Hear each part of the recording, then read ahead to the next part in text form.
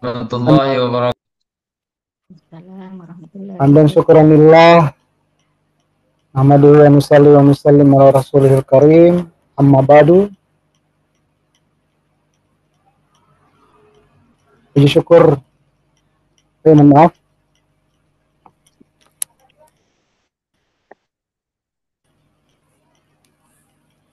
suara saya kedengaran? Kedengaran. Ya, Kedengaran yang yang terhormat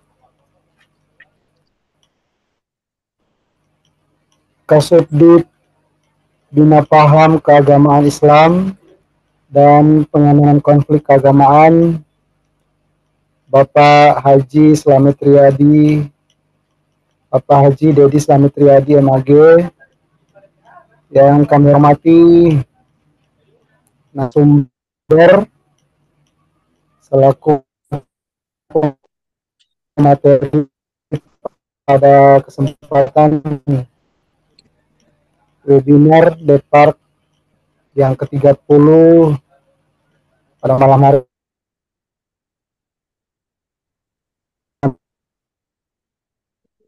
menghormati panitia yang kami hormati, kami cintai dan kami banggakan. Webinar diskusi penguatan atau resolusi konflik, seluruh yang hadir, yang mohon maaf tidak bisa kami sapa seorang demi seorang, yang sama-sama kita dirahmati oleh Allah. Ibu, pada kesempatan ini perlu kita bersyukur, melanjutkan puji syukur kehadirat Tuhan, sehingga kita masih bisa berkumpul di room Zoom meeting pada kesempatan ini. Tak lupa juga selawat beriring salam sama kita aturkan kepada junjungan kita Nabi Muhammad SAW, pada keluarganya, sahabatnya, dan insya Allah syafaat dan rahmatnya hingga kepada kita, khususnya yang hadir di room Zoom meeting pada kesempatan malam hari ini. Bapak Ibu yang kami hormati, sebelum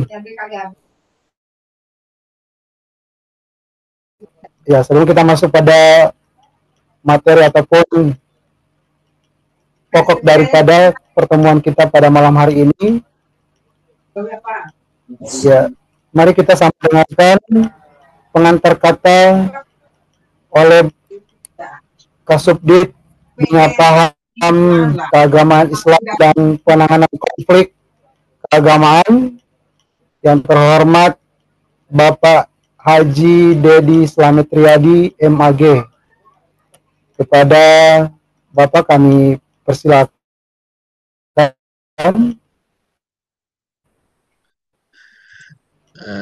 Baik, Assalamualaikum warahmatullahi wabarakatuh.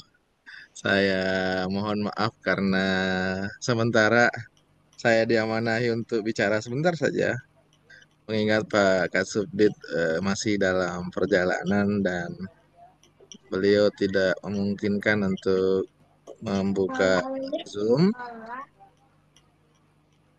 Yang jelas pada malam hari ini yang kami hormati semua narasumber dan moderator, segenap teman-teman yang membantu diskusi Depart ini, tim kerjanya ada Mbak Fatma, Mbak Cici, ada Mbak Citra, ada Cak Edi, ada Cak Rofi, dan lain-lain, dan juga disupport oleh teman-teman dari Subdit Bina Paham Keagamaan Islam dan Penanganan Konflik Keagamaan. Saat ini Subdit tengah mengadakan acara Spark yang berlangsung dari hari Minggu kemarin dan berakhir insya Allah besok.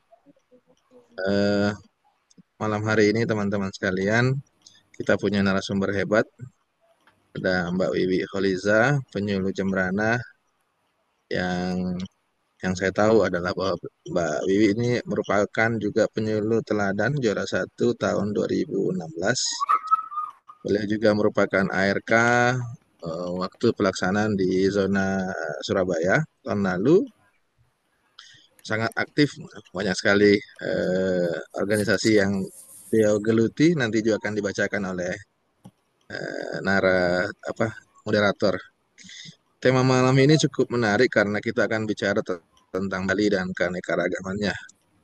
Seperti yang kali itu adalah Indonesia yang mininya atau miniatur Indonesia. Di sana banyak sekali kebudayaan lokal Bali yang tentu saja kita tahu bahwa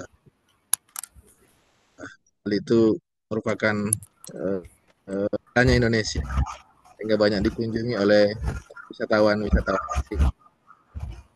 Di sana hidup banyak suku dan tentu saja sangat dipengaruhi oleh budaya Hindu ya. Ada rumah adat, ada tradisi lisan, dan juga berbagai macam pakaian adat juga bisa kita lihat di sana. Nanti akan dikupas secara tuntas oleh Mbak Wiwi. Bagaimana sih tentang keberagaman, keanekaragaman di Bali, sehingga bisa tetap harmonis dan jadi tentu saja toleran. Saya rasa nggak perlu banyak yang saya sampaikan. Terima kasih kepada teman-teman yang setia mengikuti diskusi The Park ini, meskipun kita harus libur selama 2 minggu kemarin karena berbagai kesibukan. Allah, mudah-mudahan kita tetap istiqomah. Pak Kasubdit akan menyampaikan mungkin di bagian terakhir di closing nanti. Saya rasa itu yang ingin saya sampaikan. Terima kasih. Wabarakatuh.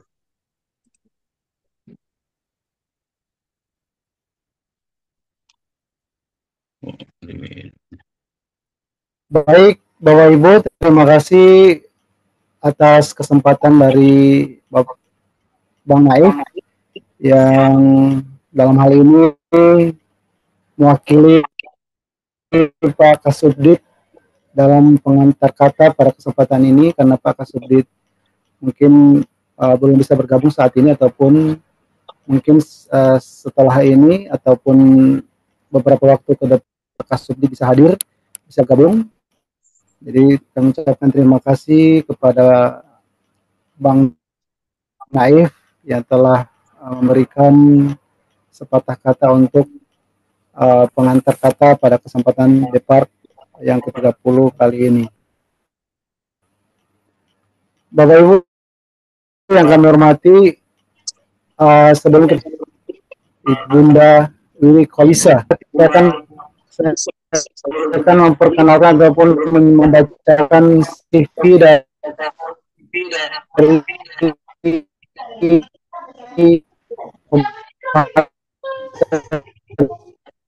kita yang hebat pada malam hari ini. Jadi yang pertama adalah Isa, ahli media Kementerian Agama. Kemudian beliau juga aktif sebagai Ketua Pokjalu Provinsi Bali. Ya, kemudian beliau juga masih aktif sebagai Ketua 1 PW IPARI Provinsi Bali. Ya, mohon maaf Bapak Ibu, tolong di-mute dulu mic-nya.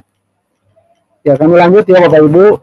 Selanjutnya beliau, pemateri kita ini adalah termasuk juga Bendahara Pokja Lintas Agama Nasional.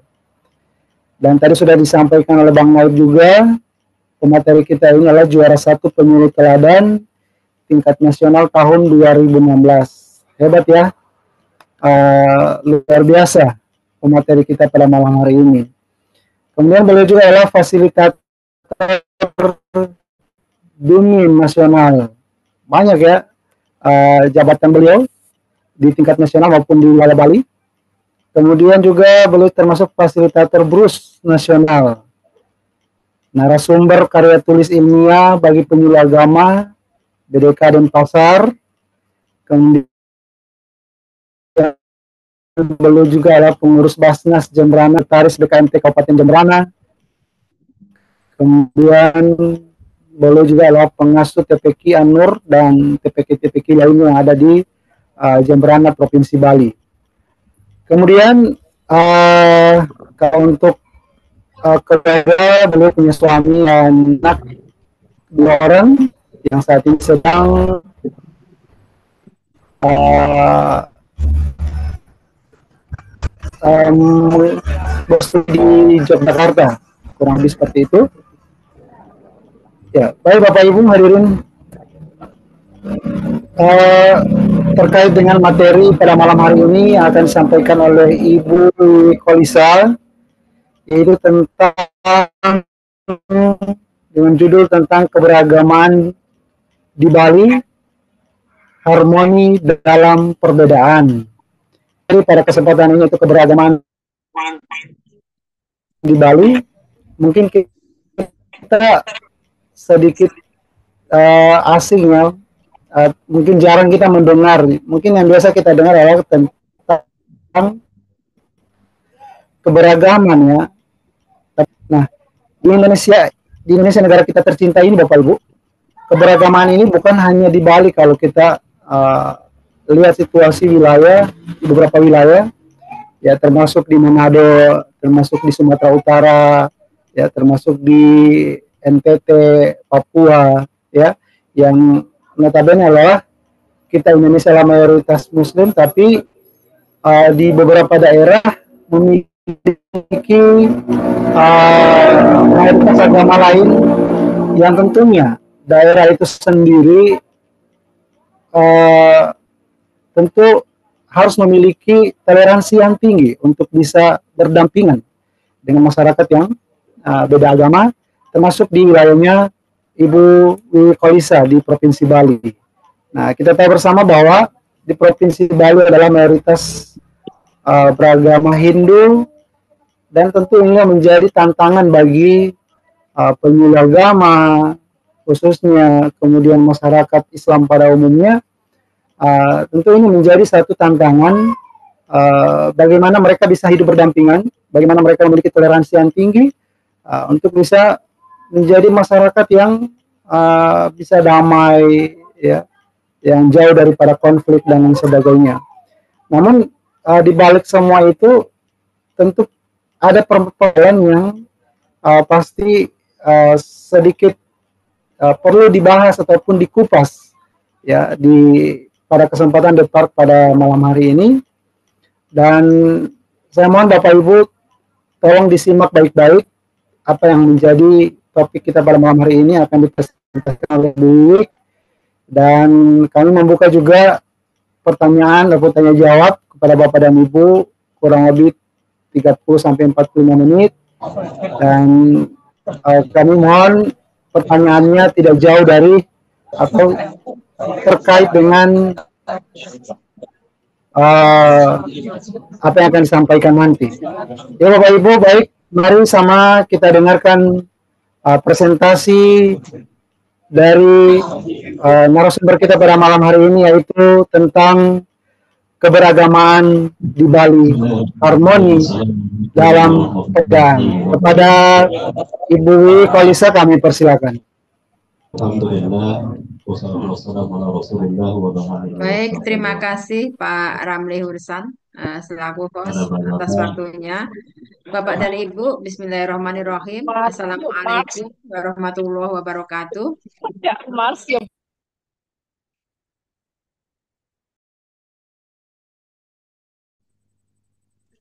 Pak Wiwi, mic-nya dinyalakan. Suara saya sudah terdengar, Bapak Ibu? Ya, baik. Ibu Wiwi, mohon maaf. Ibu Wiwi. Oh ya, mohon maaf. Kebetulan Pak Kasubdit mungkin sudah hadir ya? Oh, nggih, monggo dipersilahkan. Monggo dipersilakan Pak Iya, Kasubdit. mohon maaf. Ya, sebelum kita masuk, mohon maaf ya Ibu Wiwi ya, mohon maaf. Sebelum masuk ke materi yang akan kita dengarkan pada malam hari ini, mari kita sama beri kesempatan kepada Pak Kasubdit untuk mungkin pengantar kata. Ya, kepada Bapak yang terhormat Bapak Haji Dedi Slamet Riyadi MAG, ya kami persilakan.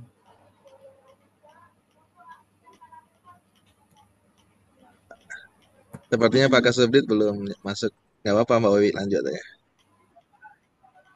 Oh, lanjut ya. Silakan Mbak Wiwi, silakan Mbak Wiwi. Oh iya. Oh ya, bisa dimulai ya. Dengar ya suara saya. Ya, persilakan Ibu Wiwi. Oke, Pak Bang Naif, sebelumnya info dulu. Ini saya belum sempat WA untuk Bapak Kakmenak saya. Insya Allah beliau hadir. Mohon disampaikan kepada Bapak Kasubdit, nggih. Masih dalam proses beliau mau hadir juga, Bapak Kakmenak Jembrana. Bang Naif ya. Oke, Bismillahirrahmanirrahim. Terima kasih sebelumnya Pak Ramli Hursan selaku host. Bismillahirrahmanirrahim. Assalamualaikum warahmatullahi wabarakatuh. Om Swastiastu, nama budaya, salam kebajikan, rahayu, selamat malam dan salam sejahtera untuk kita semua. Eh, Alhamdulillah, alamin, wa bihi nasta'inu ala umuri dunya waddin, wassalatu wassalamu ala asrofil anbiya'i wal mursalin, Sayyidina Muhammadin wa ala alihi washabihi ajma'in, amma ba'du.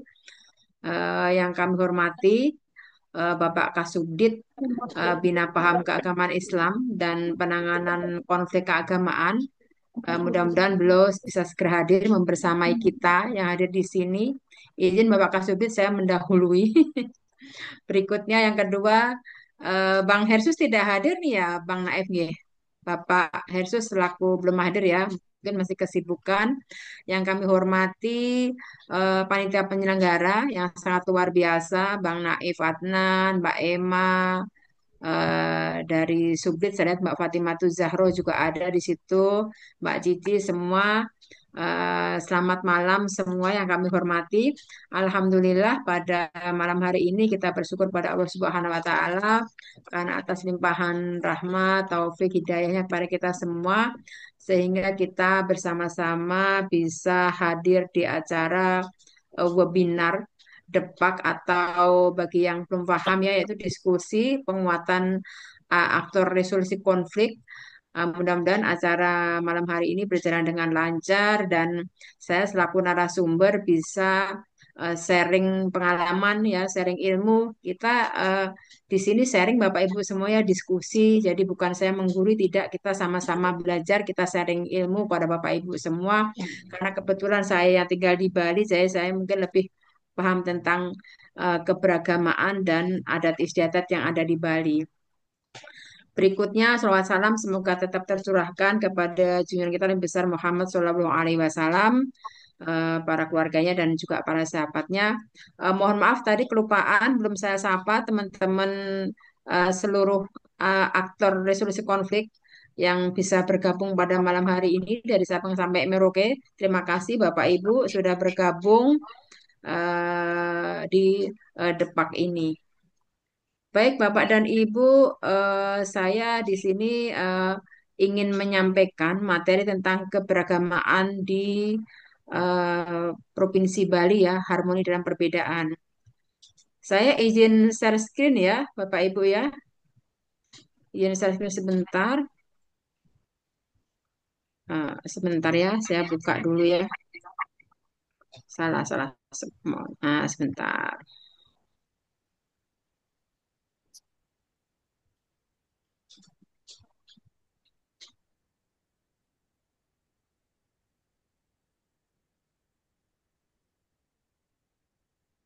Sudah terlihat teman-teman, Bapak Ibu semua? Iya. Sudah Alhamdulillah ya. sudah. Nah, Alhamdulillah. Nah, ini saya malam ini ingin sedikit sharing tentang keberagamaan di Bali, yaitu harmoni dalam perbedaan Bapak Ibu semua. Jadi sebelum kita masuk ke materi, Bapak dan Ibu, saya ingin sampaikan bahwa berbicara tentang Pulau Bali itu, insya Allah semua yang hadir di sini sudah teramat sangat paham ya. Jadi Pulau Bali itu adalah sebuah pulau tersendiri ya, yang sebenarnya tidak terlalu besar, yang berada di timur Pulau Jawa dan di baratnya eh, Pulau Lombok ya. Jadi dia kepulauan tersendiri. Nah, Bali itu dianggap sebagai miniatur dari Indonesia ya. Bahkan saya dapat baca bahwa di luar negeri itu Bali lebih terkenal daripada Indonesia sendiri gitu. Mungkin ada beberapa yang seperti itu ya. Karena Bali itu adalah sebuah pulau di Indonesia itu yang terkenal dengan keindahan alamnya, terutama pantainya ya. Jadi kalau Bapak Ibu nanti berkunjung ke Bali itu di setiap sudut pojok itu dikelilingi pantai, termasuk mungkin di rumah saya itu ya. 10 menit sudah sebelah barat pantai, sebelah selatan pantai. Jadi banyak pantai-pantai yang indah di Pulau Bali. Makanya sebagai ikon wisata yang ada di Provinsi Bali. Nah, Bapak Ibu, eh, budaya Bali dengan segala keunikan dan keindahannya itu menjadi daya tarik ya, yang sangat utama baik itu dari wisatawan mancanegara maupun wisatawan domestik ya. Karena Bali itu terkenal sebagai Pulau Dewata. Kenapa disebut sebagai Pulau Dewata? Karena negerinya para dewa. Karena kita tahu bersama bahwa mayoritas penduduk Bali itu adalah beragama Hindu. Jadi Bali itu adalah satu-satunya provinsi yang mayoritas penduduknya adalah beragama Hindu. Ya, di samping agama-agama lainnya. Makanya dengan berbagai macam keunikan khas budayanya. Nah, yang jelas banyak sekali tradisi-tradisi dan budaya unik yang ada di Provinsi Bali. Eh, Mungkin ada satu lagi saya sampaikan bahwa di Bali juga ada wisata religi yang namanya wisata religi Wali Pitu ya. Kalau mungkin di Jawa itu ada Wali Songo, tapi di Bali itu ada yang namanya Wali Pitu. Jadi ziarah wisata religi dan itu hampir dari teman-teman yang ada di Pulau Jawa itu hampir setiap hari ada yang datang ke Pulau Bali untuk berziarah Wali Pitu ya. Itu Bapak Ibu termasuk Bang Naif Adnan itu kan kemarin juga datang ke Pulau Bali ya, Bang Naif ya, seperti itu. Nah, Bapak dan Ibu banyak sekali tradisi-tradisi yang ada di dalam Di Provinsi Bali STM itu. kasih tahu kak, kasih Seperti tahu STM misalnya tradisi ngaben, tradisi bakar mayat, gitu ya. Nanti akan saya kupas di bab-bab berikutnya tentang apa itu tradisi yang ada di Bali. Nah, berikutnya, nah ini kenapa Bali itu sebagai miniatur keberagaman Indonesia ya, dianggap sebagai miniatur keberagamaan di Indonesia. Karena di sini semua agama itu hidup nyaman di Provinsi Bali ya, baik itu suku, agama, budaya itu mereka merasa nyaman dengan kearifan lokal, dengan keramahan penduduk Bali. Nah, sebelum sampai situ Bapak Ibu, nah ini saya sedikit menyampaikan tentang peta data penduduk di Bali. Itu di sana jelas bahwa penduduk Bali satu pulau itu provinsi itu penduduknya sekitar 4 juta lebih ya. Ini data dari BPS tahun 2024. Jadi penduduk Bali sekitar 4 juta 300 sekian. Nah, di sana jelas penduduk mayoritasnya adalah beragama Hindu 86%, kemudian Muslim itu sekitar 10% lebih ya, sebenarnya hampir 12% lebih. Di sana ada Tionghoa, Hindu, apa itu, Buddha, semuanya ada di situ ya. Sudah terlihat Bapak Ibu semua ya. Jadi Muslim itu di sana Muslim ada Tionghoa menempatin dan terlihat Pak Ibu ya. Jadi Muslim menempati posisi kedua setelah mayoritas penduduknya yang beragama Hindu. Nah, ini ada 9 kabupaten yang ada di Provinsi Bali. Jadi satu Provinsi Bali itu hanya ada 9 kabupaten, Bapak Ibu semua, 8 kabupaten, salah satunya adalah Kota Madia yang ada di Denpasar. Jadi sangat kecil, unik, tapi terkenal gitu Bali itu, karena dengan beragam tradisi dan budaya yang ada di Provinsi Bali. Nah, selanjutnya, nah ini tadi saya sampaikan ya, dengan apa itu jumlah penduduk yang ada di Bali, Hindunya ada sekian 3.700.000 sekian, Islamnya hampir 500, Protestan 76, Katolik dan paling kecil adalah Konghucu 0,1%. Nah, betapa beragamnya adat, agama, suku yang ada di Bali. Ini Bapak Ibu ya, ini adalah data BPS Go ID tahun 2024 Bapak Ibu ya. Jadi mungkin 2025 sudah ada perkembangan penduduk yang ada di Bali. Yang jelas masih Bali menempati urutan pertama mereka yang mayoritas penduduknya beragama Hindu. Selanjutnya Bapak Ibu, nah ini Bali masuk kita langsung masuk ke materi ya. Bali Bali itu kenapa dianggap sebagai miniatur keberagaman, kan begitu ya? Eh, Bali itu sering disebut sebagai miniaturnya Indonesia. Kenapa? Karena meskipun dengan dikenal dengan mayoritas Hindu yang sangat kuat, nah, pulau ini adalah rumah bagi komunitas di luar Hindu, baik itu Muslim, Kristen, Buddha, Konghucu, yang hidup berdampingan secara harmonis. Nah, keberagaman ini bukan sekedar statistik demografi, Bapak Ibu ya. Jadi ia terwujud dalam keseharian masyarakatnya ya. Makanya dianggap sebagai miniatur keberagaman. Dan bahkan Bapak Ibu, Bali itu karena pulau ini dihuni oleh berbagai macam suku yang berbeda, meskipun di Bali itu suku yang paling besar adalah suku Bali, yang paling banyak mayoritas penduduknya beragama Hindu, tapi suku yang lain itu sangat nyaman tinggal di Pulau Bali. Baik itu suku Jawa, Melayu, Madura, Sasak maupun Tionghoa yang ada di Bali. Karena orang Bali itu terkenal dengan budayanya yang sangat ramah terhadap orang luar. Jadi orang Bali itu baik-baik, sangat menjunjung tinggi sifat kearifan lokal dan ramah terhadap para pendatang. Nah, makanya disebut sebagai miniatur keberagaman salah satunya. Nah, Bapak dan Ibu, keberagaman tersebut itu terlihat dari berbagai aspek kehidupan ya, baik itu mungkin dari seni, kemudian dari bahasa, sistem kepercayaan, dan lain-lain. Nah, mungkin bisa dilihat di layar, kalau Bapak Ibu terlihat di situ ya, itu ada sebuah tempat ibadah yang saling berdampingan ya, ada pura, ada masjid, ada gereja.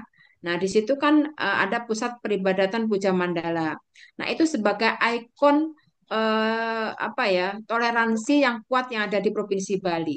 Jadi bagaimana rumah ibadah itu berdampingan antara gereja, masjid, kemudian dengan pura yang ada di Bali. Nah, itu sebagai ikon wisata yang ada di Denpasar dan itu sering dikunjungi oleh para wisatawan, baik itu wisatawan wisatawan domestik maupun dari mancanegara. Jadi Bapak Ibu, meskipun Bali itu kita lihat mayoritas penduduknya itu beragama Hindu, tapi kita bisa merasakan bahwa masyarakat Bali itu sangat jauh dari konflik-konflik agama yang besar ya, karena masyarakatnya sangat ramah dan hidup berdampingan rukun dengan para agama lain. Dengan demikian bahwa keberagaman etnis di Bali itu tidak hanya perbedaan suku sebenarnya, tetapi juga mencerminkan kekayaan budaya sendiri yang ada di Bali, tradisi yang saling berinteraksi, memperkaya kehidupan masyarakat Bali secara keseluruhan. Itu Bapak Ibu. Jadi ada komunitas Muslim, komunitas Hindu, komunitas Kristen, Katolik, semuanya hidup rukun yang ada di Provinsi Bali itu. Mereka diterima dengan baik oleh masyarakat Bali. Nah, selanjutnya Bapak dan Ibu, kalau kita bicara tentang Provinsi Bali, kita tidak lepas yang apa ya, yang namanya peran adat dan kearifan lokal. Karena masyarakat Bali itu sangat menjunjung tinggi dengan budaya lokal. Jadi mereka sangat menjunjung tinggi dengan tradisi nenek moyang mereka. Nah, termasuk nanti saya jelaskan apa itu konsep penyamebraya, konsep gotong royong, konsep ngayah yang ada di Provinsi Bali, karena itu sangat warisan dari nenek moyang mereka, leluhur mereka yang itu masih bisa dilestarikan sampai hari ini oleh masyarakat Bali. Nah, pertama adalah Bapak Ibu peran adat. Nah, di sini peran adat dan kearifan lokal ya. Jadi peran adat atau desa adat Bapak Ibu semua itu memiliki peran yang sangat penting dalam menjaga keberlangsungan dari eh, hidup dan sosial dari masyarakat Bali. Mereka adalah pusat pembinaan kebudayaan yang mengatur segala bentuk kehidupan sosial dan melestarikan tradisi yang ada di Bali. Itu peran adat dan juga nanti akan ada peran desa adat. Jadi selain apa itu peran adat tadi ada di Bali itu yang namanya desa adat. Jadi kalau kita bicara Bali tidak lepas yang namanya desa adat. Nah, gitu. Apa itu sebenarnya desa adat? Jadi desa adat itu sebuah desa yang ada di Bali yang punya awik-awik. Jadi awik-awik itu aturan lokal yang ada di Provinsi Bali tata tertib atau aturan khusus bagi masyarakat penduduk Bali. Itu namanya desa adat. Nah, selain desa adat itu juga berperan dalam menjaga pariwisata tadi, mengatur kehidupan masyarakat adat, alam sekitarnya itu diatur semua oleh desa adat yang ada di Bali. Nah, itu jadi peran adat atau desa adat di Bali itu sangat penting sekali apa ya, sangat penting sekali pengaruhnya terhadap masyarakat dan juga wisata dan juga tata tertib termasuk dalam hal ibadah oleh desa adat tersebut. Peran adat dan juga desa adat itu sebagai satu kesatuan yang tidak bisa dipisahkan itu. Kemudian yang kedua adalah eh, kearifan lokal ya. Kearifan lokal di Bali itu juga mencakup bagaimana tradisi dan praktek yang menggambarkan harmoni antara manusia dengan alam, manusia dengan manusia, dan juga manusia dengan spiritualitas tadi.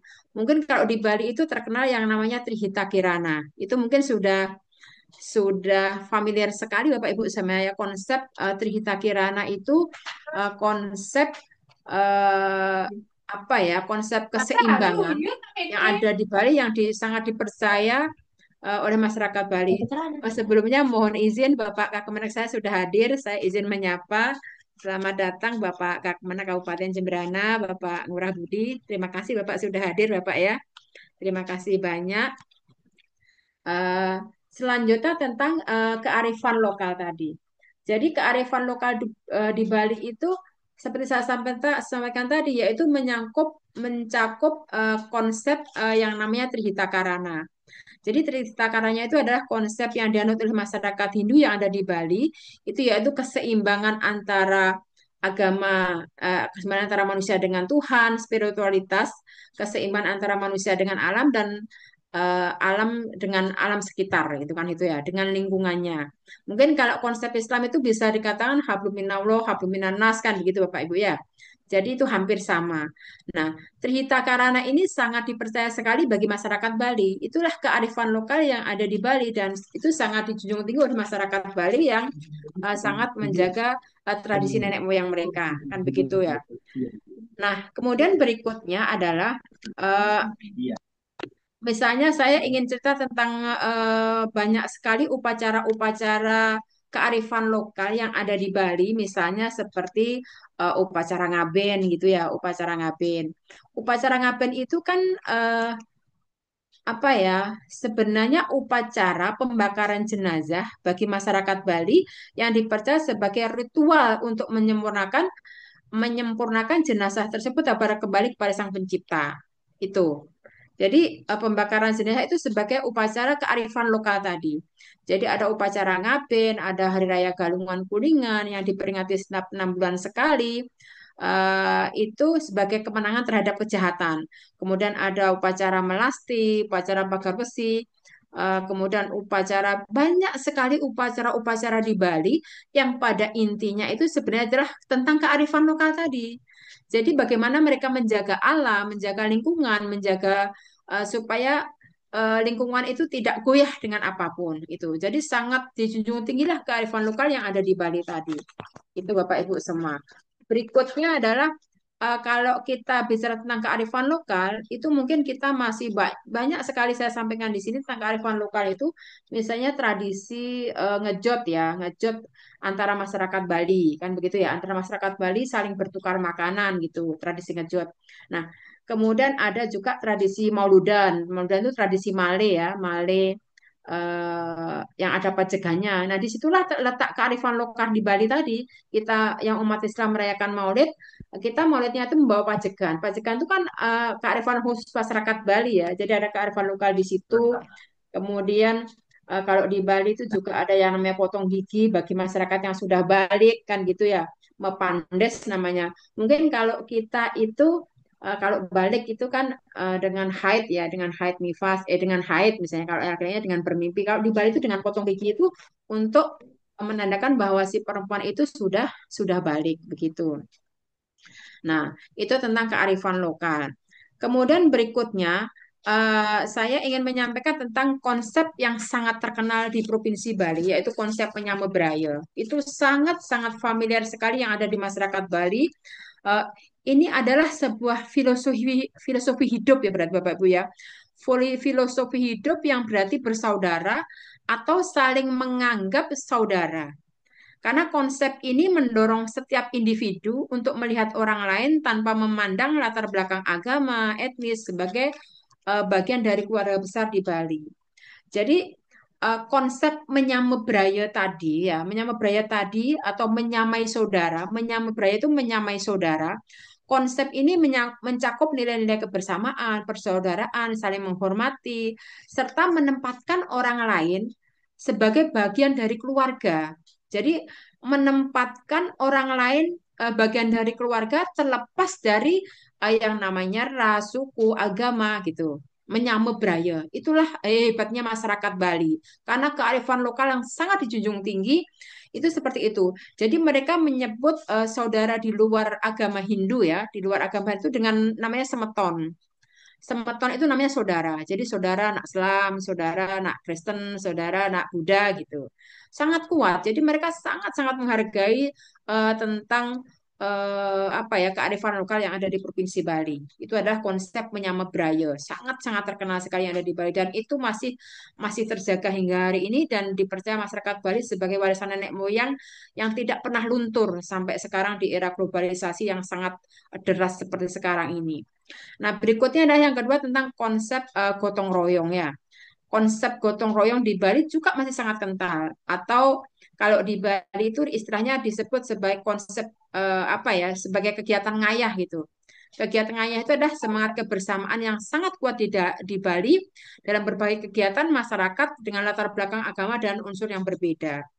Jadi contohnya misalnya saat ada upacara keagamaan Hindu, itu umat lain selain Hindu itu baik itu umat Kristen, umat Muslim itu ikut membantu dengan adanya upacara-upacara tersebut. Membantu ini ya maksudnya dalam hal-hal tertentu misalnya upacara perkawinan di Hindu misalnya pawiwahan. Kita yang masyarakat Muslim Hindu juga membantu. Begitu juga sebaliknya.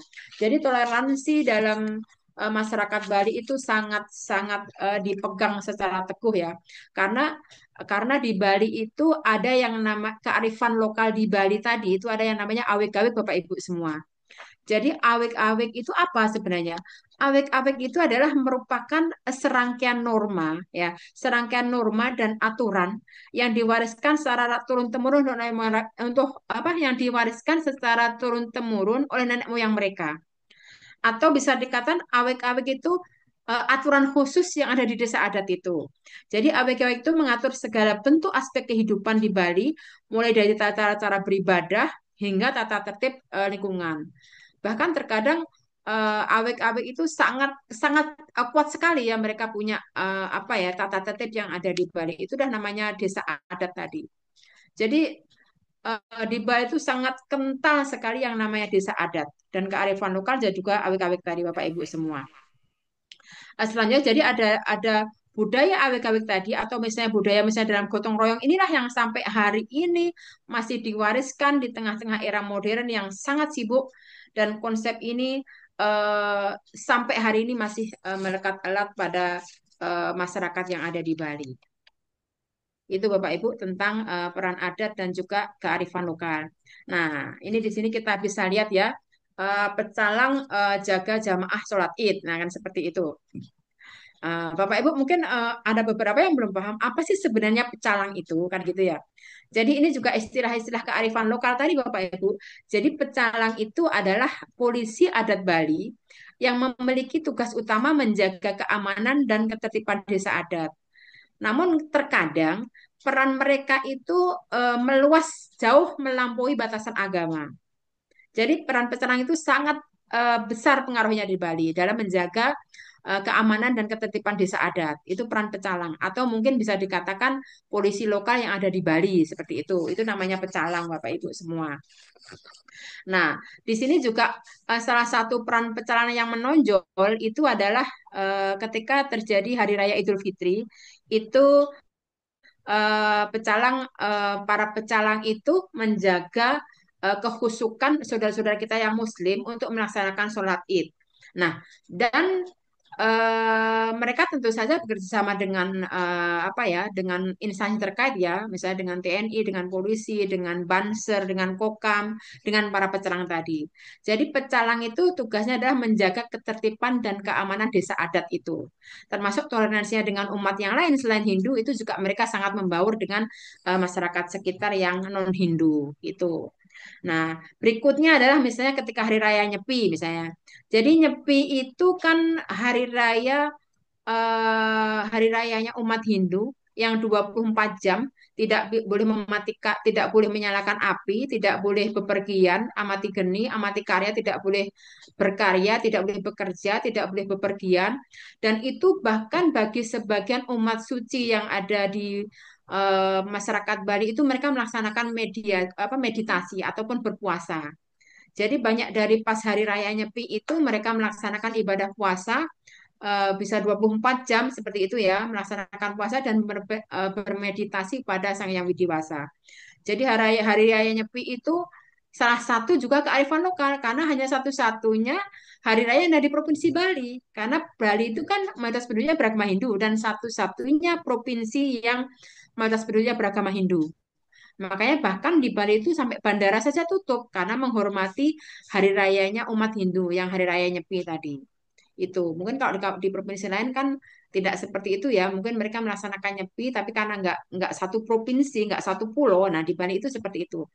Nah, jadi Bapak Ibu semua kembali ke hari raya tadi, itu para pecalang juga menjaga itu, ketertiban dan keamanan itu. Mereka menjaga-menjaga di jalan bagaimana supaya lampu-lampu tidak hidup, menjaga ketertiban dan segala macamnya supaya bisa damai dan harmoni dengan umat yang lain di luar agama Hindu. Itu. Nah, selanjutnya, nah ini bisa lihat Bapak Ibu semua ya, para pecalang. Ini mungkin kejadian di Kelungkung, sumbernya Republika ya. Kejadian di Kelungkung bagaimana para pecalang itu menjaga sholat Id yang ada di sana. Di Denpasar juga seperti itu ya. Di Denpasar, di lapangan, di mana-mana itu para pecalang menjaga sholat Id. Nah, tentunya itu juga sebaliknya Bapak Ibu ya.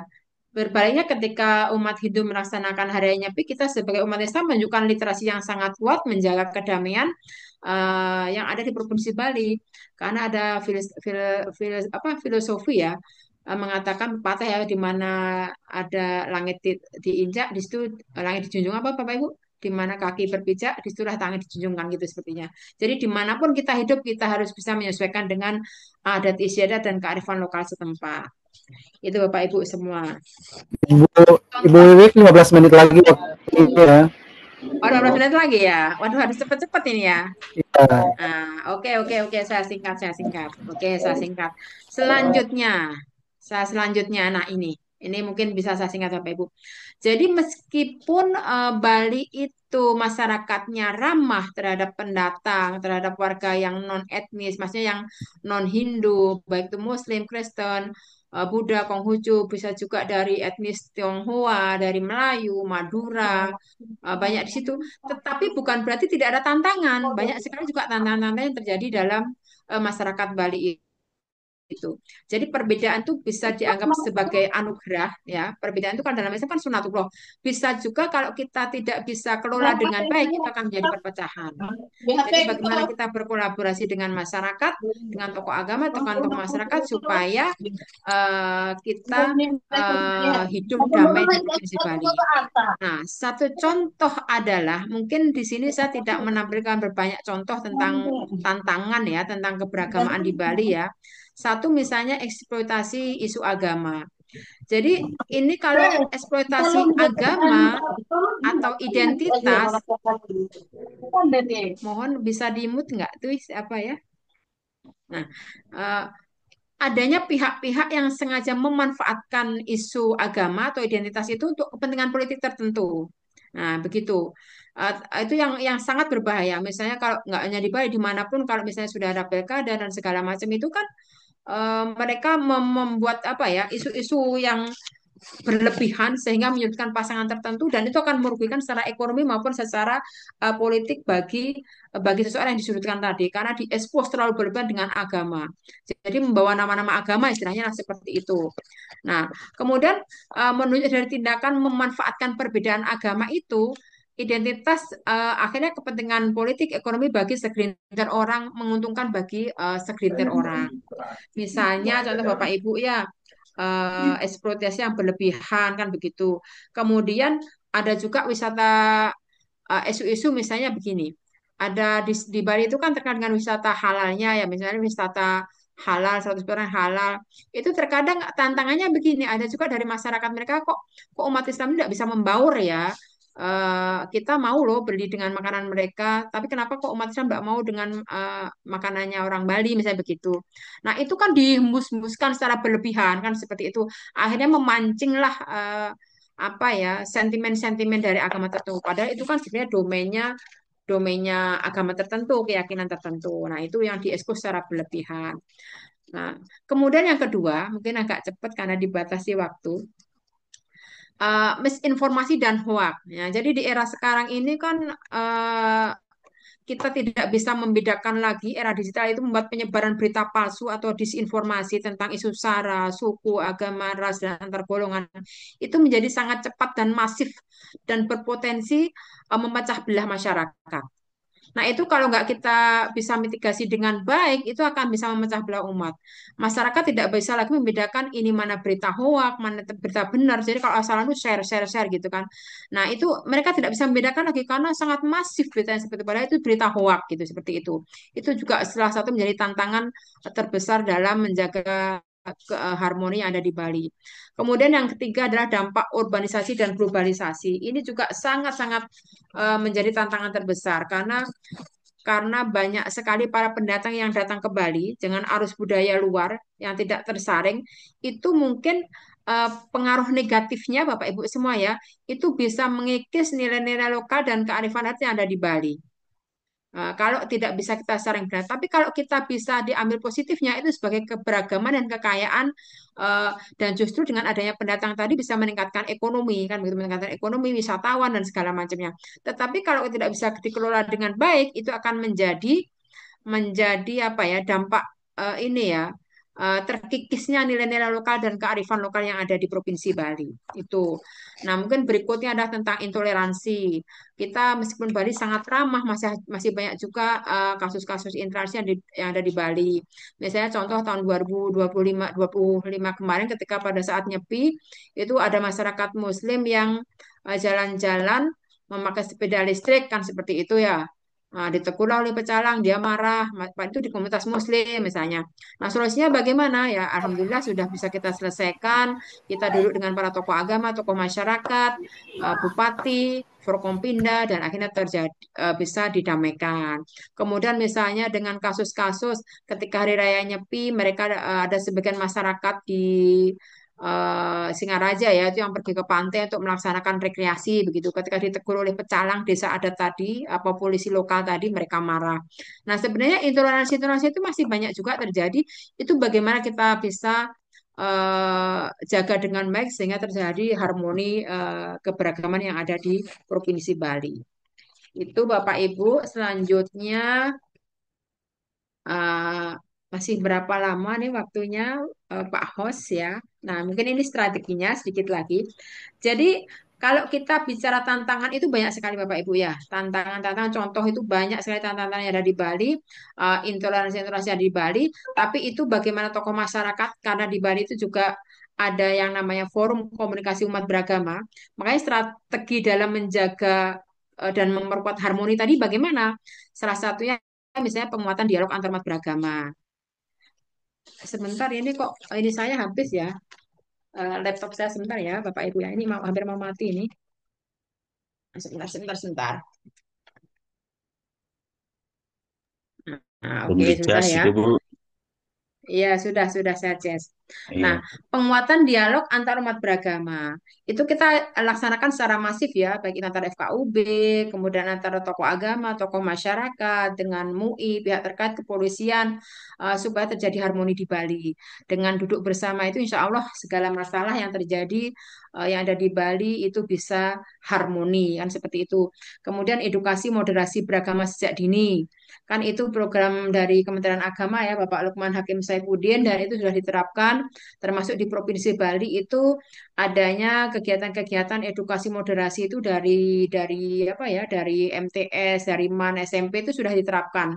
Bagaimana kita bisa bersikap tidak ekstrem ke kanan, tidak ekstrem ke kiri, tapi kita berada di tengah-tengah. Adanya sikap moderat sejak dini itulah supaya kita tidak eksklusif ya, supaya kita inklusif dan bisa menerima budaya-budaya di luar dari keyakinan kita itu.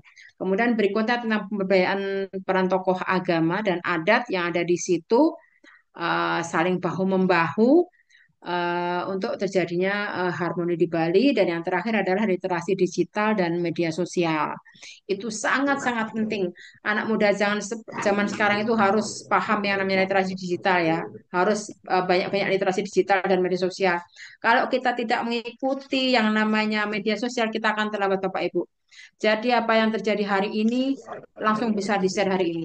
Biasanya di Timur Tengah sekarang lagi sedang ada eh, perang antara Israel dengan Iran, langsung kita bisa update sekarang pun bisa. Nah, itu pentingnya literasi digital pada anak muda sekarang, dan anak muda juga harus bisa membedakan mana berita yang valid, mana berita yang hoax, harus bisa membedakan. Itulah pentingnya kita belajar dan banyak-banyak untuk literasi digital itu. Nah, terakhir Bapak Ibu, karena sudah dibatasin waktu ya, nanti Bapak Ibu silahkan banyak dialog diskusi saja. Itu tentang keberagaman adalah sebuah anugerah. Jadi keberagaman atau sunatullah itu ada sebenarnya, sunatullah itu anugerah. Jadi jangan dianggap perbedaan itu adalah sebuah konflik, sebuah ini tidak. Karena Bali itu adalah contoh nyata harmoni dalam perbedaan.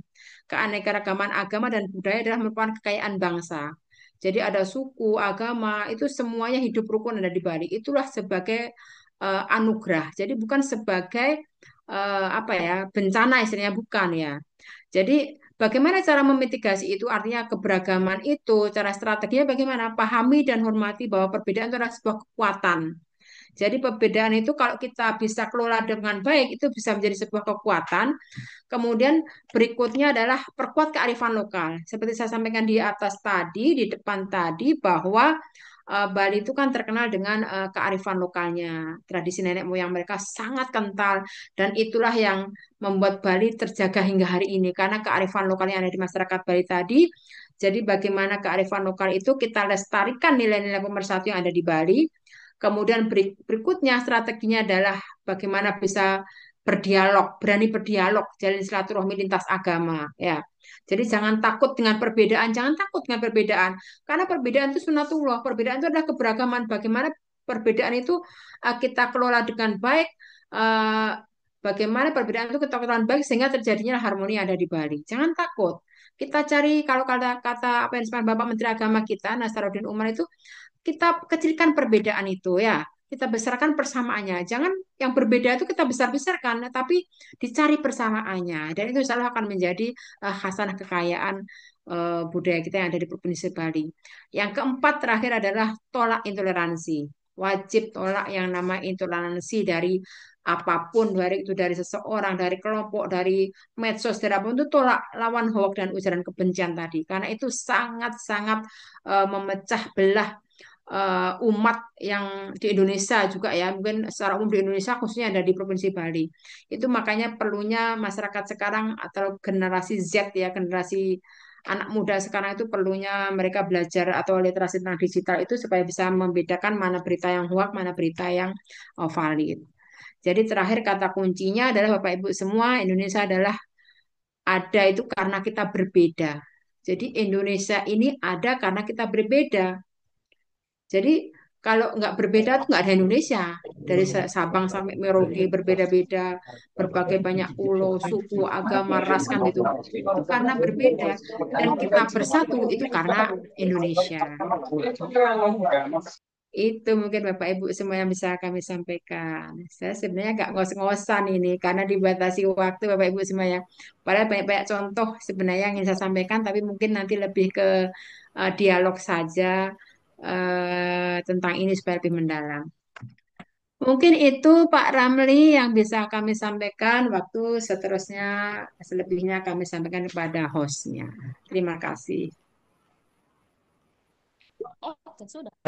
Terima kasih untuk materi kita yang luar biasa pada kesempatan Depart malam hari ini.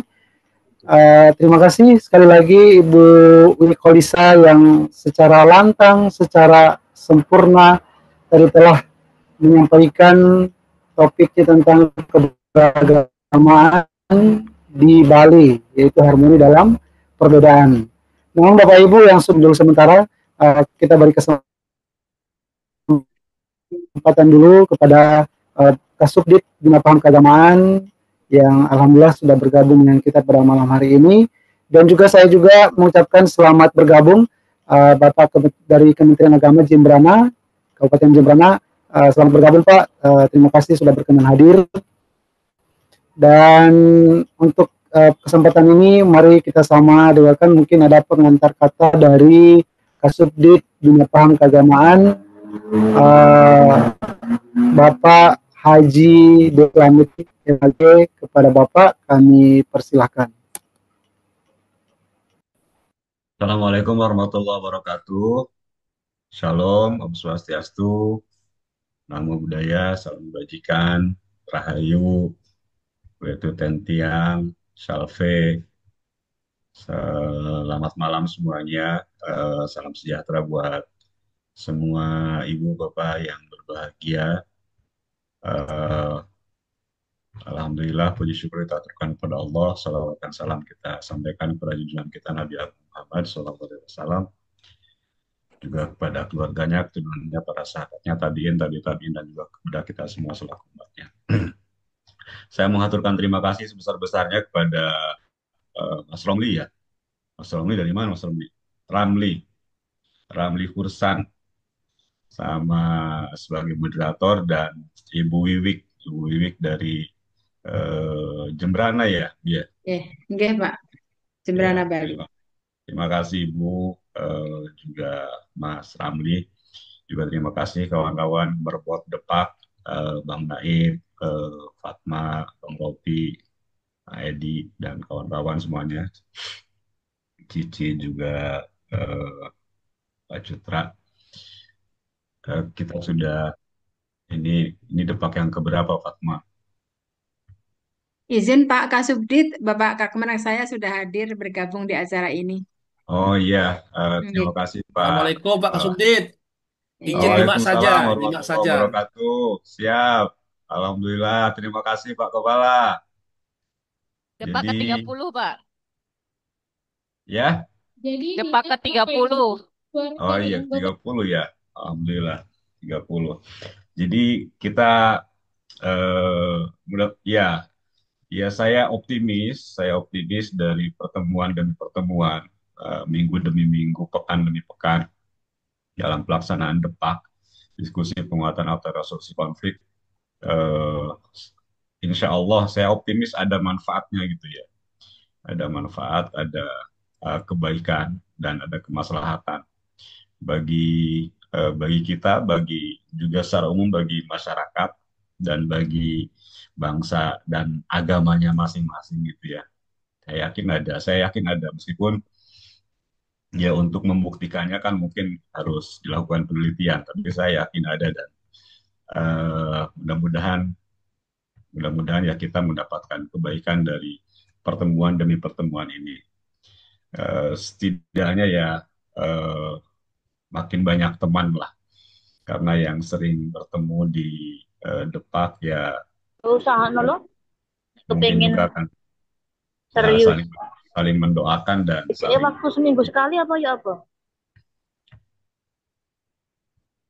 Nah, ini pertemuan yang ke-30, dan alhamdulillah ini dari Bali. Ini yang pertama kayaknya ya Fatma ya, narasumber dari Bali ini ya.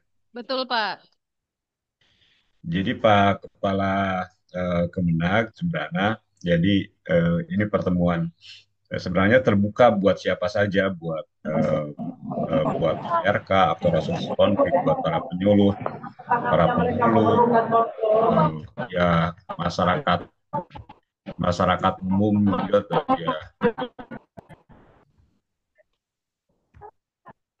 Itu nggak bisa dibisukan ya, Dahlia itu.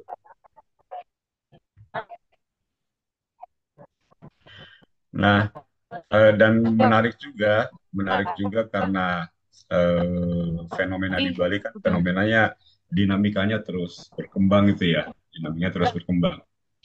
Jadi pemicu-pemicu konflik, sumber-sumber konflik mungkin akan berbeda, akan jauh berbeda eh, dari daerah lainnya gitu. Sebagai contoh ya, yang saat ini lagi marak itu kan ya misalnya banyak warga WNA yang kemudian apa buka villa, punya villa dan seterusnya gitu ya. Banyak yang kemudian membuka usaha di Bali. Itu kan secara sosiologis itu akan berpengaruh juga terhadap bagaimana tradisi budaya dan juga relasi sosial antara kelompok masyarakat juga gitu ya. Dan mudah-mudahan Bali bisa tetap mempertahankan karakter dan budayanya yang khas, tidak mudah terpengaruh oleh gempuran ya budaya-budaya asing yang masuk ke Bali. Dan eh, mudah-mudahan juga tradisi itu kemudian bisa menjadi alat untuk mempererat dan menguatkan kohesi sosial. Itu mungkin ya, Bibi, juga Ibu Bapak semuanya, dan ya, Pak Kepala Kemenag Jembrana. Terima kasih sekali lagi. Iya, siap. Mudah-mudahan eh, di bulan Juli ini rencananya sih ada juga rencana untuk ke Denpasar, ada undangan dari kami. Mudah-mudahan bisa berkunjung ke sana. Eh, Terima kasih sekali lagi Bu Wik dan Mas Ramli. Silahkan kemudian dilanjutkan untuk berdiskusi. Assalamualaikum warahmatullahi wabarakatuh. Waalaikumsalam warahmatullahi wabarakatuh.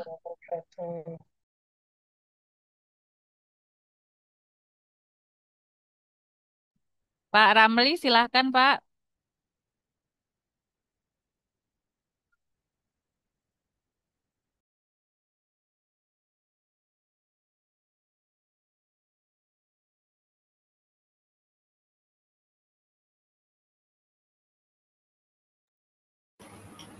Sepertinya Pak Ramli delay.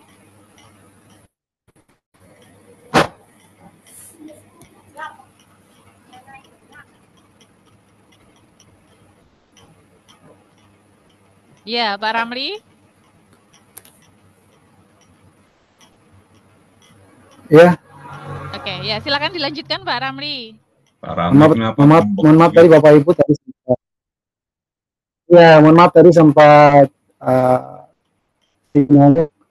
Ya, terima kasih kami ucapkan yang sebesar-besarnya kepada Kasubdit Bina Paham Keagamaan dan Penanganan Konflik Keagamaan.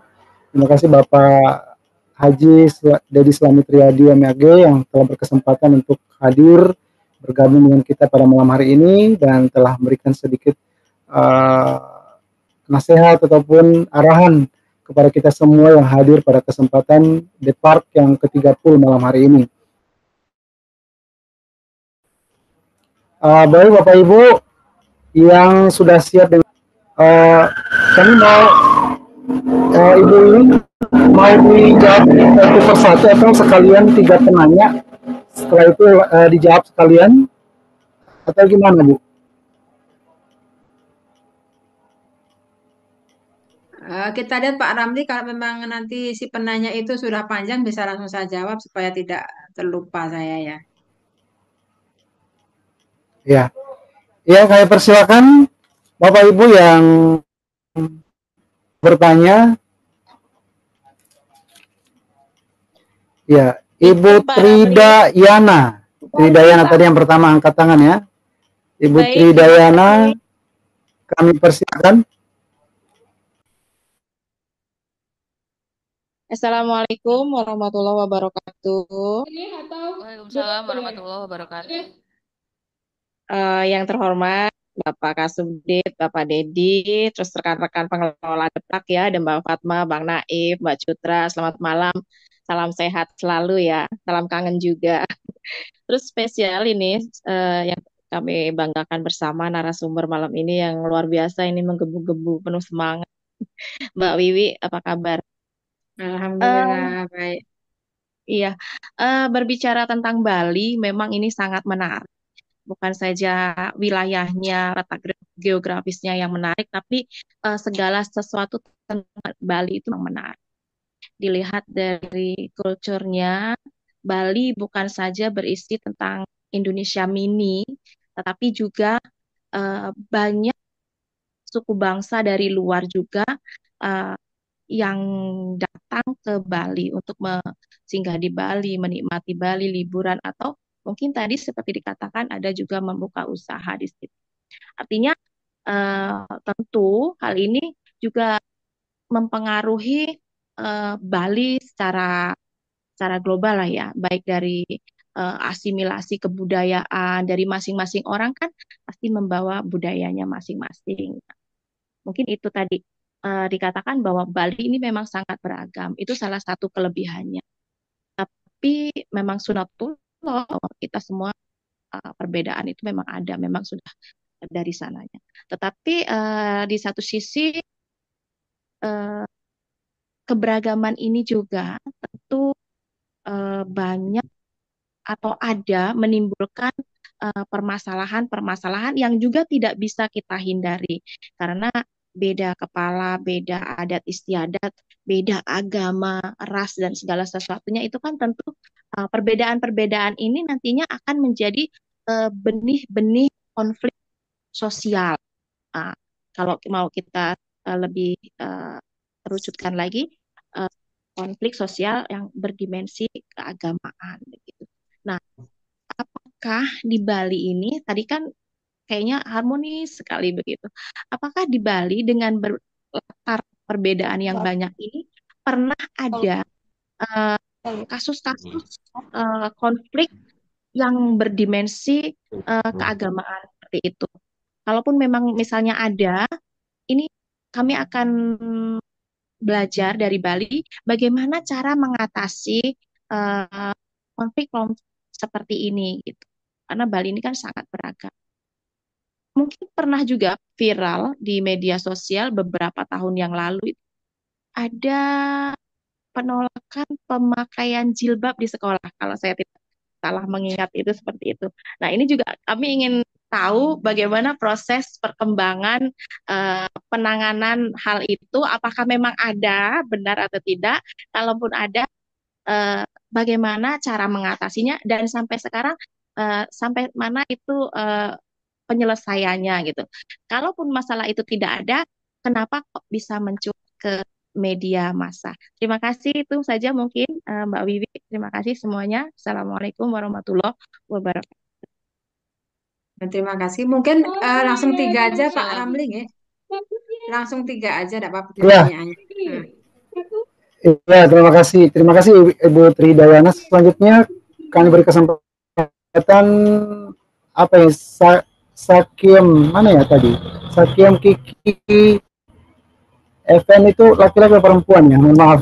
Perempuan, Mbak. Ya, kami persilakan. Terima kasih. Assalamualaikum warahmatullahi wabarakatuh. Waalaikumsalam. Oh, Ibu. Waalaikumsalam.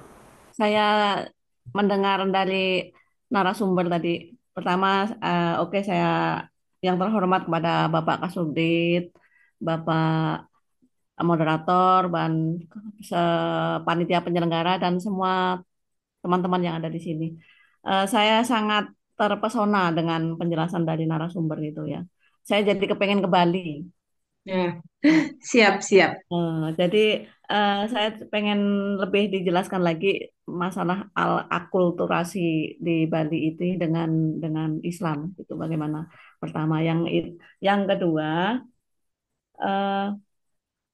di situ kan banyak agama ya, banyak agama tapi sungguh kayak surga gitu, damai, saling menerima satu sama lain, saling membahagiakan, saling mengerti, memahami ya.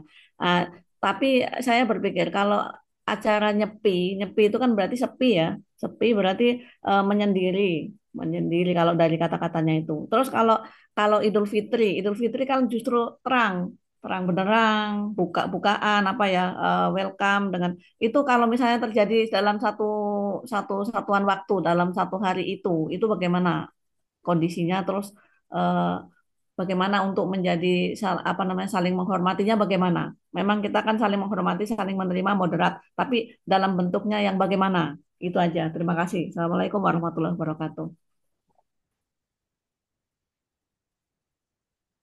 Waalaikumsalam warahmatullahi wabarakatuh. Terima kasih Ibu Sakiem. Ya, kita lanjut. Bapak Munawar, wai kanan ya. Bapak Munawar. Ya. Persilakan Bapak Munawar. Ya, Terima untuk kasih. temannya ketiga sesi pertama. Oke, terima kasih Bapak.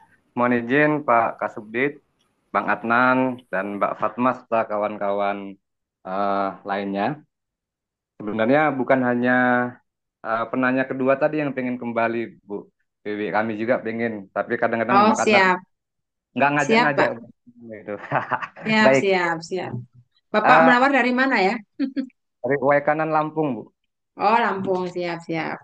Ya, jadi penyebutan Pulau Dewata di Bali dan dengan penjelasan Ibu tadi menggambarkan betapa damainya begitu ya, betapa damainya kehidupan sosial kemasyarakatan di sana. Nah, tentu di negara kita ini kan ada event 5 tahunan itu Bu, pemilu. Konflik-konflik yang bersumber dari adanya gelaran pemilu itu pasti dan kemungkinan besar terjadi di sana. Dan tentu pilihan-pilihan politik dari bupati, wali kota, bahkan sampai presiden pun tentu ada pilihan-pilihan yang berbeda. Nah, bagaimana penanganan ketika ada konflik itu? Dalam hal ini adalah bagaimana penanganan konflik itu ketika memang pilihan-pilihan politik itu terjadi gitu, Bu. Artinya ketika ada konflik, karena memang itu potensi yang luar biasa dan selalu ada begitu. Kemudian yang kedua, Ibu, terkait dengan generasi muda, Ibu. Dengan hadirnya teknologi yang begitu cepat dan pesat, tentunya akan membawa pengaruh apakah negatif ataupun juga positif. Nah, khususnya dari generasi muda, bagaimana pemantauan Ibu terhadap generasi muda kaitannya dengan seberapa eratkah generasi muda yang ada di sana, baik itu pendatang dan lain sebagainya, generasi muda secara umum ini memegang teguh dari prinsip-prinsip ataupun juga norma-norma adat yang sudah berlaku sejak lama. Artinya apakah memang masih full 100% memegang teguh norma adat, ataukah dengan hadirnya kemajuan teknologi ini juga berpengaruh besar pada pola perilaku kehidupan di anak-anak muda ataupun juga generasi muda di sana. Terima kasih Bu, barangkali itu. Terima kasih.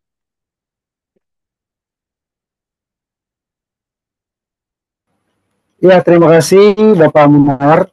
Jadi sudah ada 3 pertanyaan atau 3 penanya Ibu Wiwik. Ibu Wiwik sudah apa namanya hafal tadi pertanyaan sudah, Pak. dari ketiga penanya tadi atau ya? Sudah saya catat, Pak. Sudah saya Ya. catat. Ya. Ya.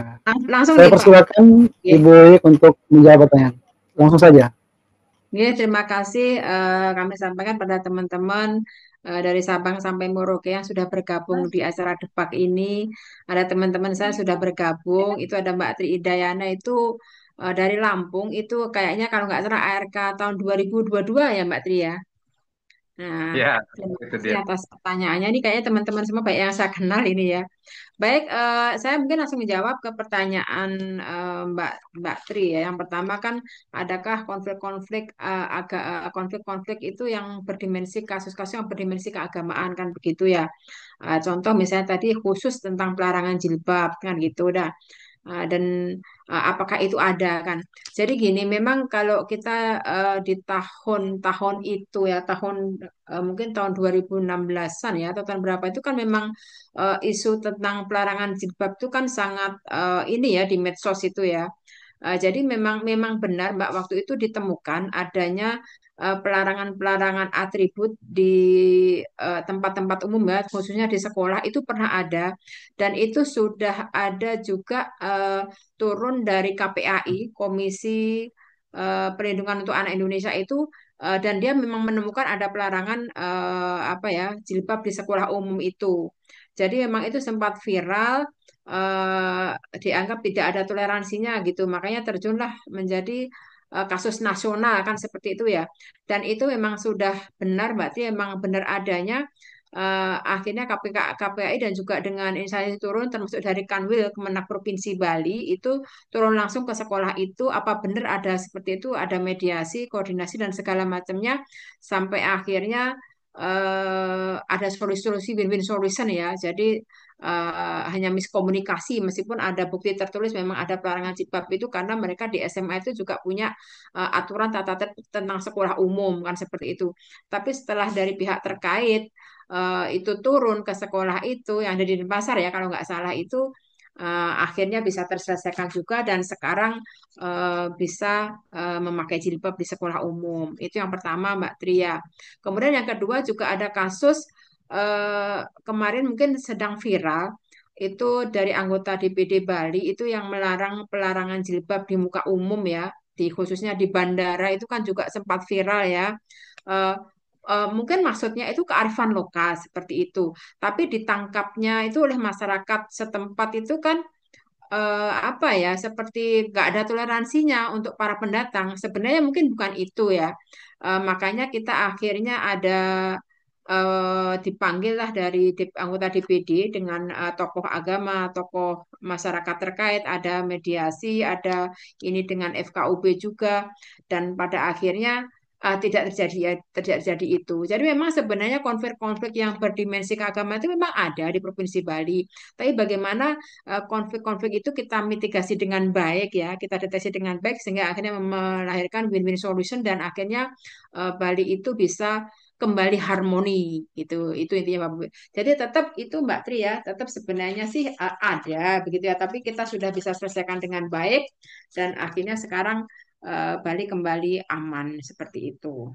Itu tentang pelarangan atribut yang ada di sosial. Jadi eh, pelarangan atribut salah satunya tentang pelarangan jilbab bagi karyawati di mall-mall itu juga pernah memicu kontroversi ya dan dianggap sebagai tindakan intoleransi itu juga pernah ada. Jadi sebenarnya memang ya ada gejolak-gejolak kecil lah dari anak kecil, ada kasus kecil itu sebenarnya nggak masalah dan sudah bisa diselesaikan dengan baik. Itu. Itu Pak Tri ada yang ditambahkan ya tentang pelarangan kasus jilbab ya. Kemudian kalau Terima tidak kasih Mbak Wiwi. Sangat jelas Mbak Wiwi. Terima kasih. Oh, terima kasih Mbak Tria sudah bergabung di Depak ini. Sama-sama terima kasih banyak ya. Baik, terima kasih. Selanjutnya Mbak Tridaya dari Lampung. Selanjutnya Ibu Kiki, Ibu Sakim dari mana tadi Ibu ya? Dari Bangka Belitung ya? Dari Bangka Belitung ya. Nah, tentang akulturasi budaya yang ada di Bali. Sejauh mana sih akulturasi budaya yang ada di Bali?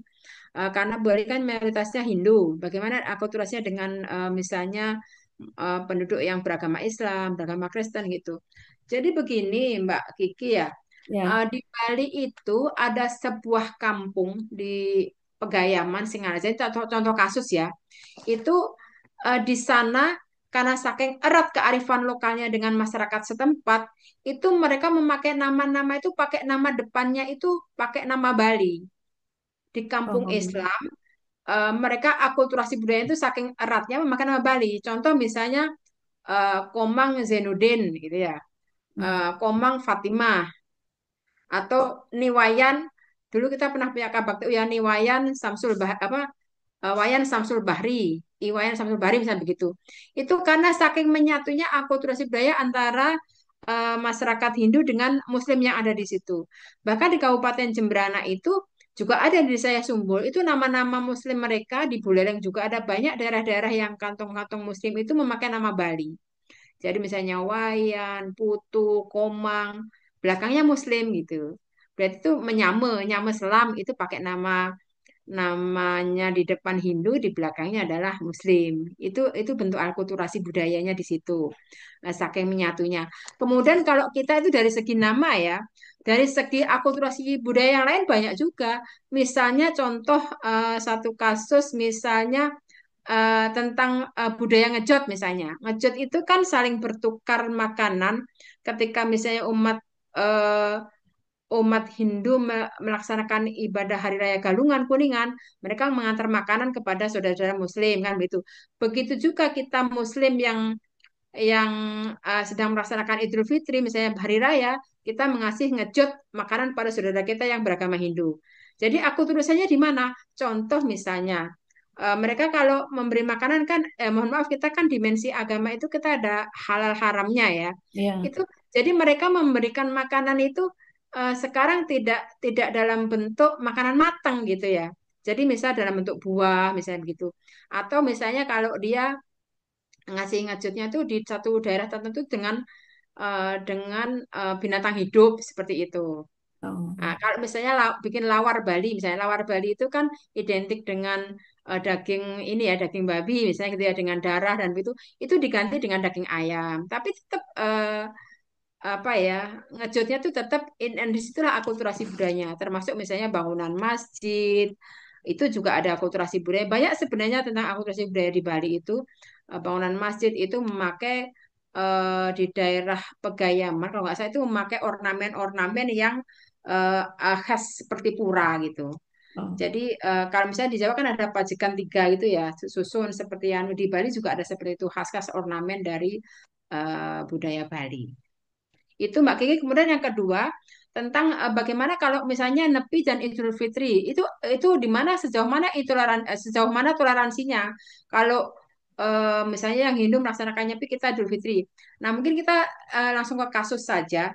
Contoh misalnya tahun 2025 ini kan kemarin kita Nyepi dengan Idul Fitri kan hampir bersamaan itu ya. Nah, hampir bersamaan.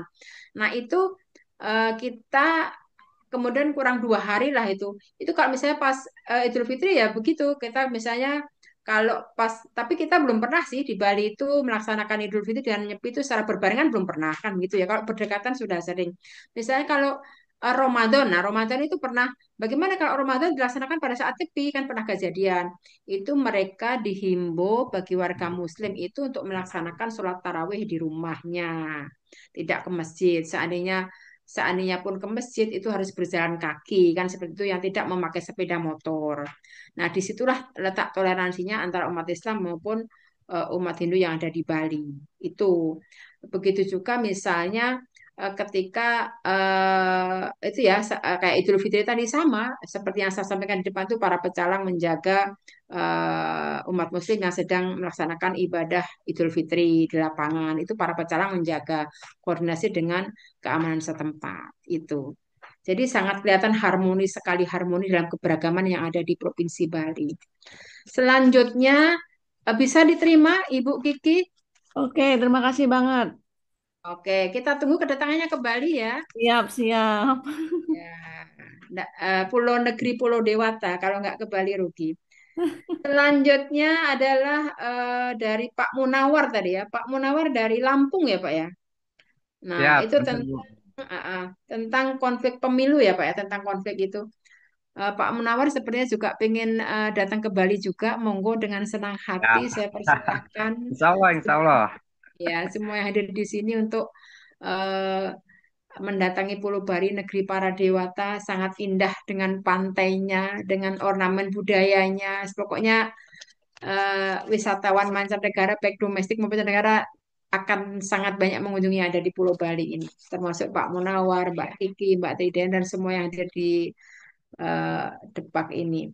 Konflik pemilu. Jadi begini Pak Munawar ya, memang kalau konflik pemilu yang berdimensi agama tadi itu saya pikir nggak ada di Bali ya, mungkin di seluruh Indonesia juga ada seperti itu.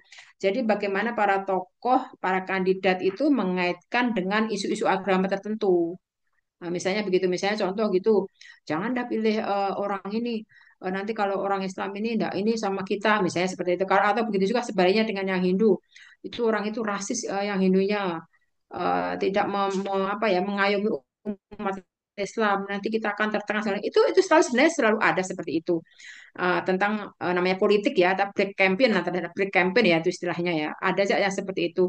Tetapi sebenarnya ketika nanti masyarakat kita yang sudah melek digital, itu sebenarnya masyarakat kita sekarang itu pintar-pintar, mereka tidak tidak apa ya, tidak bodoh mereka. Jadi mereka itu sebenarnya paham mana ini yang berita hoak, mana informasi, ujaran kebencian itu mereka paham, dan pada akhirnya mereka bisa memilih mana itu kandidat yang benar seperti itu. Jadi kita kita sendiri yang pintar ini ya, mendeteksi calon-calon yang mau memprovokasi tentang kerukunan umat beragama yang ada di Bali. Selanjutnya apa tadi Gen Z ya, Gen Z sekarang itu ya. Gen Z itu jadi begini, Pak, kita memang Gen Z itu sejauh mana sih ini kita? Jadi memang kita itu Gen Z kita itu kan sangat aktif sekali ya di media sosial itu ya. Jadi kan mereka itu memang, bahkan kita ini yang generasi-generasi, katanya itu kita ini generasi kolonial katanya ya, sudah tua, mereka generasi milenial kan seperti itu. Mereka lebih canggih dalam hal media sosial itu. Cuma mungkin Gen Z itu kalau memang nggak kita arahkan dengan baik, nggak kita ini dengan baik dari para guru, para tokoh masyarakat dari rumah, itu mereka mungkin akan salah langkah. Nah, itulah sekarang para Gen Z Gen Z ini banyak juga dari kemarin itu pelatihan-pelatihan dari BNPT ya, yang ada di Denpasar itu malah mereka membentuk yang namanya warung NKRI seperti itu. Itu generasi anak-anak muda yang diginikan ya oleh BNPT itu supaya mereka itu melek digital dan paham, tidak terpengaruh dengan aliran-aliran radikalisme, intoleransime yang ada di Bali. Jadi sebenarnya banyak juga tokoh-tokoh masyarakat itu yang menginikan dengan para Gen Z ini yang diarahkan dengan baik. Termasuk mungkin kalau di sekolah-sekolah itu adalah adanya gerakan moderasi beragama tadi, itu kan erat kaitannya dengan digital juga. Termasuk cara berpikir kita yang moderat tadi, yang berada di tengah-tengah tadi, tidak ekstrem ke kanan, tidak ekstrem ke kiri, tapi benar-benar dia itu bersikap, kalau kita kan bersikap wasatiyah ya, berada di tengah-tengah, yang moderat lah istilahnya, yang bisa diterima oleh semua pihak, dan diharapkan nanti Gen Z itu akan tidak terkena arus yang negatif gitu ya. Jadi bisa dialihkan ke yang positif. Bahkan kemarin saya lihat di Jawa Tengah itu ya, di Mbak Al Mukaromah itu saya lihat Gen Z itu mereka diajarkan bagaimana belajar Al-Qur'an, bagaimana ini ya tadarus. Jadi benar-benar mereka memang didekatkan dengan agama gitu. Dan itu sudah ada tokoh masyarakat, tokoh agama, guru-guru yang sudah melaksanakan itu untuk para anak-anak muda kita.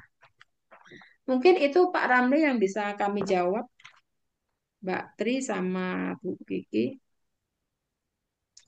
Saya kembalikan ke Ya, Pak Munawar kok Pak Ramli. ya, terima kasih kepada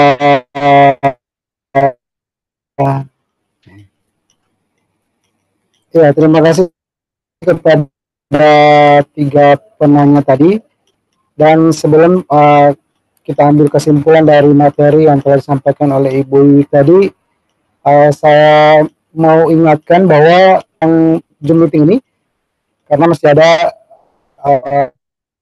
kita akan isi link untuk presensi absen.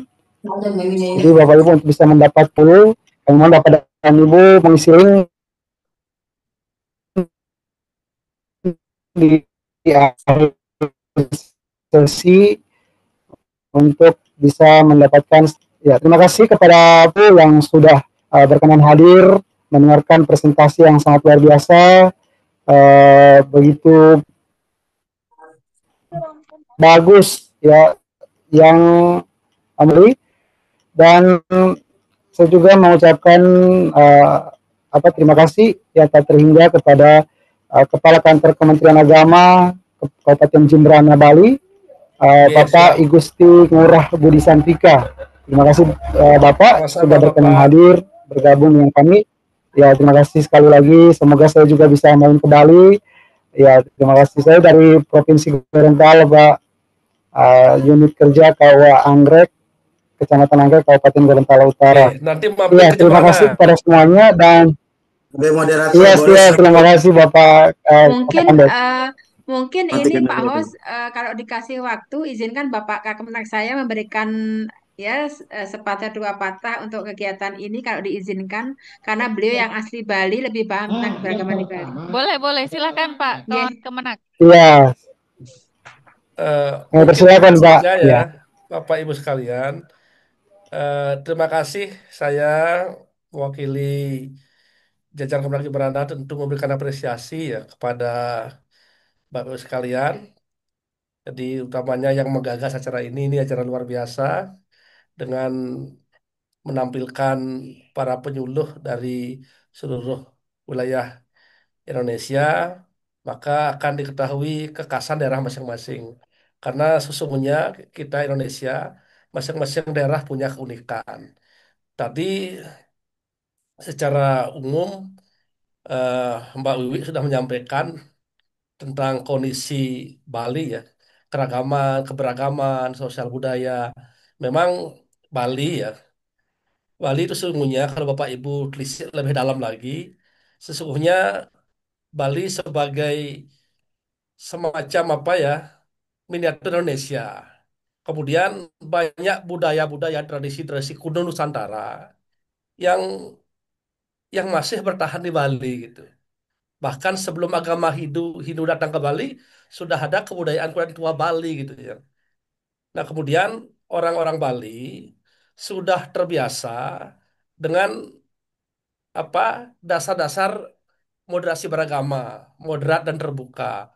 Kalau Bapak Ibu telisik dari sisi tinggalan sejarah, arkeologi, kemudian termasuk juga dari sisi sastranya gitu kan, ada sesuatu yang sangat sangat-sangat unik gitu kan.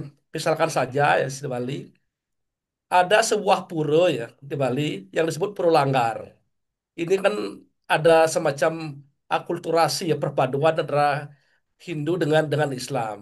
Jadi di Puro Langgar itu mungkin ini sudah banyak meneliti tidak boleh ada bahan sejajan menggunakan bahan-bahan babi gitu kan. Namanya Puro Langgar gitu kan. Puro Langgar. Kemudian Bapak Ibu sekalian, di Bali, Bali kan khas dengan sarana upacara upakara ke Banten gitu kan. Banten. Di Bali ada Banten ya, bahan upakara yang tidak apa yang tidak menggunakan unsur babi maupun yang menggunakan unsur babi. Ketika menggunakan unsur babi, ada disebut misalkan bebangkit kapir gitu kan. Namanya bebangkit kapir Banten itu. Aneh kan? Orang Bali mengkapirkan dirinya gitu. Karena menggunakan bahan babi. Kemudian ada bebangkit selam namanya bahan upakara. Bebangkit selam itu menggunakan bahan angsa dan bebek gitu. Itu kan saling pinjam istilah gitu kan.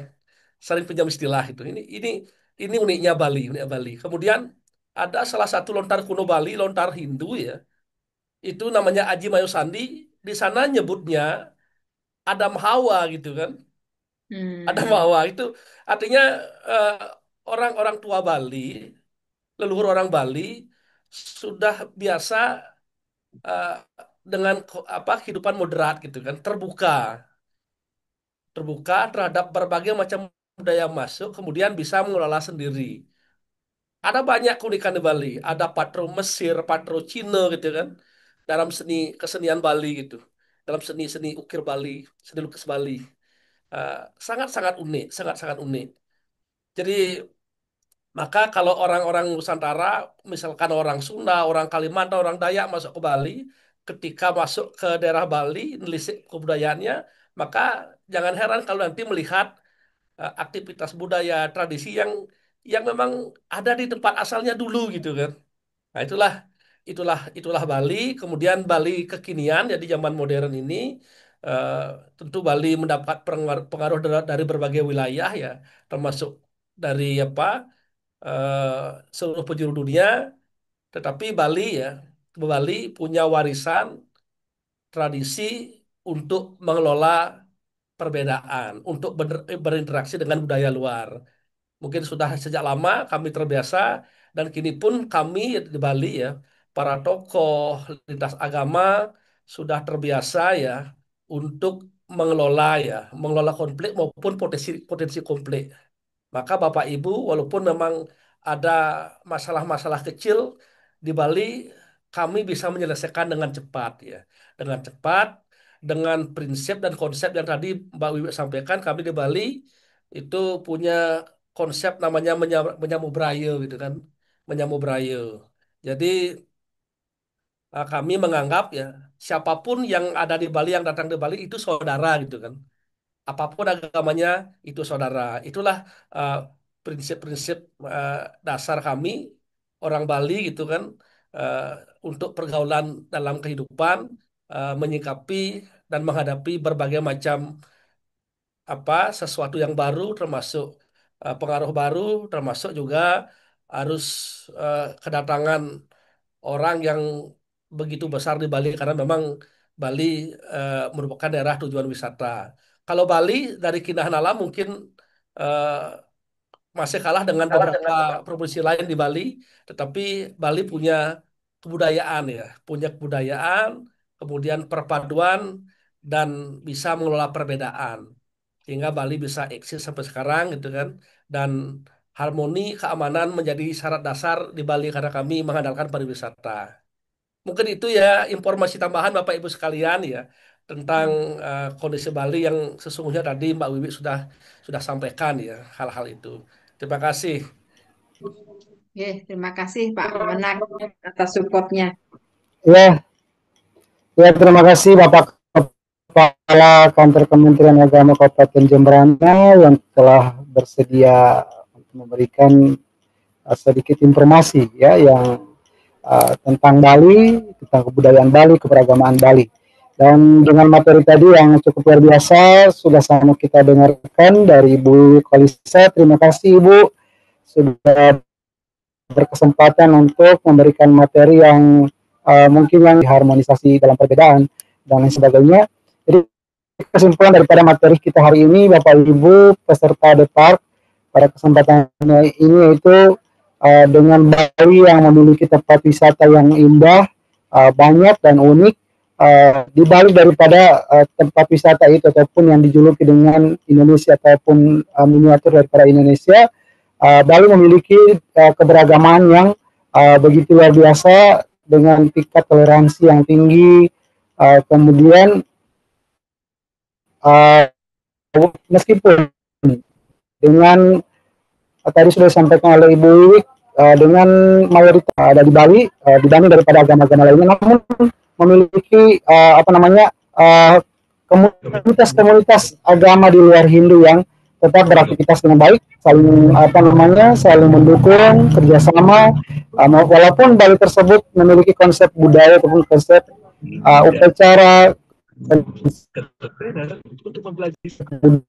budaya keagamaan yang begitu banyak, termasuk tadi dengan filosofi yang sudah menjadi satu menyamun beraya ya, yang mana bersaudara atau saling menganggap saudara dari siapapun, agama apapun, kultur apapun itu dianggap saudara oleh masyarakat Bali yang datang ke Provinsi Bali. Ya, terima kasih. Mungkin untuk materi pada malam hari ini, untuk Depark pada pertemuan ke-30 pada malam hari ini, terima kasih Bapak Ibu yang telah berkesempatan hadir, ikut bergabung, dan semoga apa yang telah disampaikan oleh Ibu Kalisa tadi bermanfaat buat kita semua, dan kita yang hari ditempati di ruang Zoom meeting pada kesempatan ini, semoga bisa menjadi pemateri seperti Bu Wiwi tadi. Terima kasih. Mungkin itu yang bisa kami saya moderator, kami urusan. Terima kasih. Dan saya mohon maaf kekurangan. Wabillahi taufiq wal hidayah. Wassalamualaikum warahmatullahi wabarakatuh. Waalaikumsalam warahmatullahi wabarakatuh. Terima kasih Bapak Ibu semuanya. Terima kasih Pak Kasubdit, Pak Naif, dan semuanya. Terima kasih Bu Wiwi dan Pak Ramli. Terima kasih Pak Kemenak Jemberana. Keren sekali Pak Kemenaknya ikut sama-sama di Zoom. Kita bertemu lagi minggu depan. Iya. Izin Mbak Fatma, saya menyampaikan terima kasih pada teman-teman saya yang sudah hadir bergabung. Ada Ibu Nia Dahlia dari Pekanbaru, Ya, ada Iya, Mbak Mbak ya. Wi sama-sama. Makasih juga buat Mbak Wi dan teman-teman semua. Iya, harus didokumentasikan ya, Bapak Ibu. Kita ya, sesi siap. foto Terus saya dulu. Silakan buka kameranya. jalan. Yang Nah, berkenan silakan dibuka kameranya. Kita foto bersama. Ada ya.